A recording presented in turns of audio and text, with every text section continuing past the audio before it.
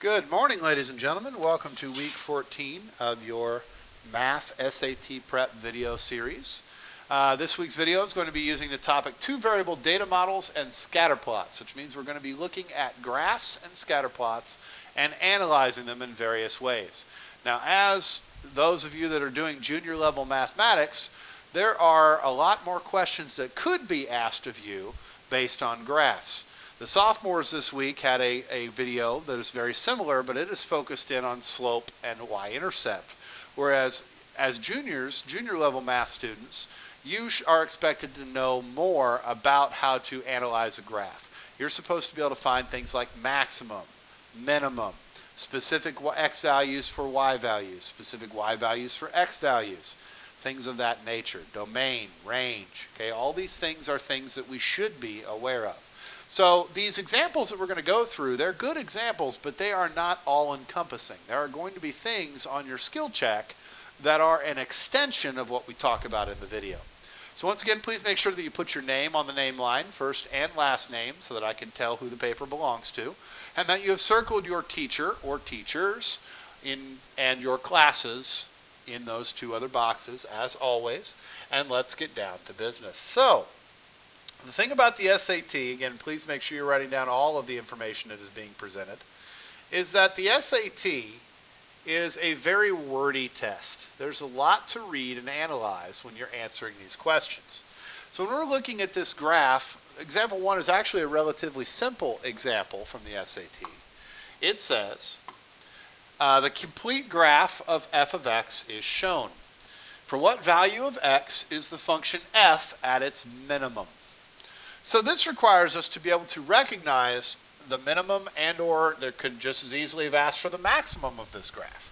So when we're looking at the graph, we are looking for where is the graph at its smallest.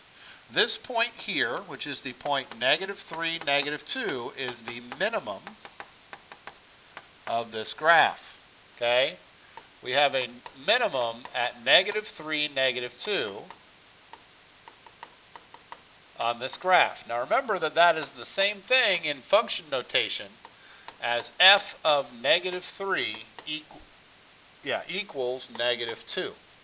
So the actual minimum value is -2, but that is not what we were asked for. We were asked for the value of x.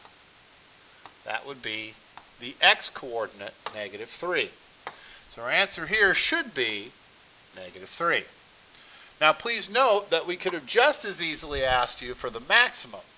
So the maximum point is located at 3, 5, which is where the other two bad answers come from. Okay, so if we're looking at the point 3, 5, that's the maximum. And same thing, we've got the function notation, f of 3 equals 5. The maximum value is 5. The x at which it occurs is 3. And there's where those four numbers come from. -5, -3, -2, and 3. Those are all variations on the numbers you see here for the minimum and the maximum. Realizing, of course, that 5 is negative, they did that to see if they could confuse you. So, our answer is, what value of x is the function f at its minimum? That would be when x equals -3, the function is at its minimum value of -2. Okay, example 2 says the graph to the right shows Marilyn's distance from her campsite during a 3-hour hike. She stopped for 30 minutes during her hike to have lunch. Based on the graph, which of the following is closest to the time that she finished lunch and continued her hike? So when we look at a graph and they say something on the lines of she stopped for 30 minutes during her hike to have lunch, we are looking for the portion of the graph where the distance is not changing, where the distance is staying the same. That is occurring right there between 1 and 2 p.m. That is the lunch, where the graph does not change. As such, it wants us to estimate the approximate time which is closest to the time she finished lunch and continued her hike. Well, that would be right there. So we need to go down to the axis, and we need to locate the approximate time. Now, we don't know the exact time, but what we can say about this is that it is closer to 2 p.m.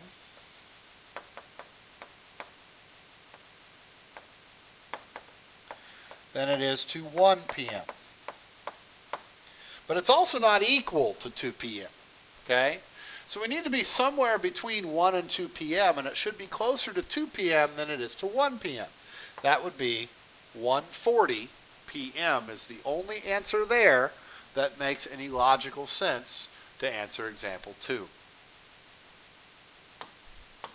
Okay, so let's go on to example 3. Now, folks, please note that these are not the only questions that could be asked here. They could ask all kinds of questions about these graphs.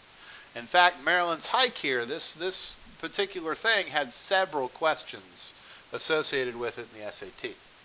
Okay, so moving on to example 3. This is the last example, and then we'll be on to your skill check. It says the scatter plot to the right in the XY plane shows 9 points XY and a line of best fit.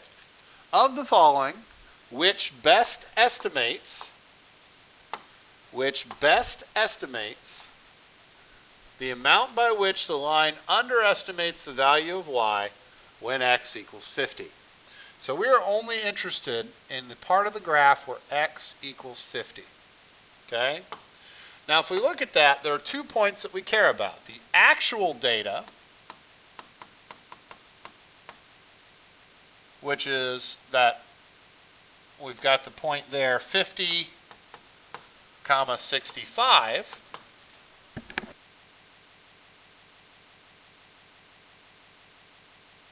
Oh, excuse me, I had a little coughing fit there.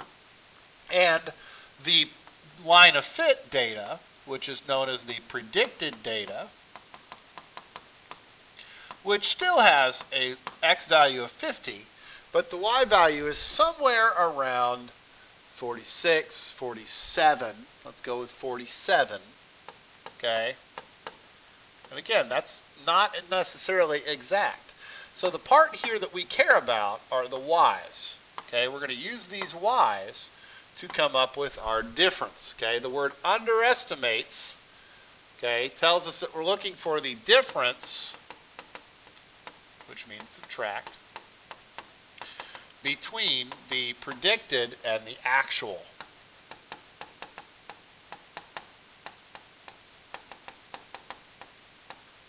And again, we're looking at the y values because it says the value of y right there. Okay?